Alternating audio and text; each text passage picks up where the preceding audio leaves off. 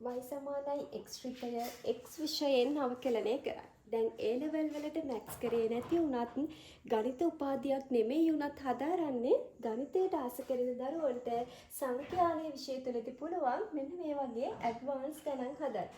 අපි බලමු x y සමානයි x ශ්‍රිතය කොහොමද x විෂයෙන් අවකලනය කරන්නේ. x ට කුඩා වෙනසක් ඇති කරනවා අපි යාට කියනවා ඩෙල්ටා x කියලා. එහෙනම් එතකොට x ට කුඩා වෙනසක් ඇති කරනකොට y ටත් අපි කුඩා වෙනසක් ඇති කරනවා. එහෙනම් යා ඩෙල්ටා y. මෙතන ඩෙල්ටා x.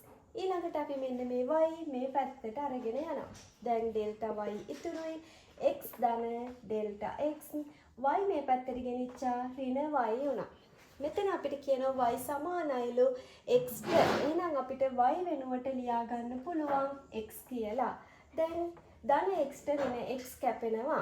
එහෙනම් x විශේෂයෙන් අවකලනය කරනවා කියන්නේ dy by dx ට පිළිතුරක් ගන්න එක. මේ පැත්ත ඉතුරු වෙන්නේ ඩෙල්ටා x විතරයි. එයාවත් අපි එහෙනම් සමාන ලකුණක් තියෙන හින්දා මෙයාව ඩෙල්ටා x ගෙන් බෙදපු නිසා මෙයාවත් ඩෙල්ටා x ගෙන් බෙදුවා. එහෙනම් dy by dx සමානයි ඩෙල්ටා x ට ඩෙල්ටා x කැපුණා පිළිතුර 1යි. y සමානයි x ශ්‍රිතය x විශේෂයෙන් අවකලනය කරාම අවකලන සංගුණකය වෙන්නේ 1යි.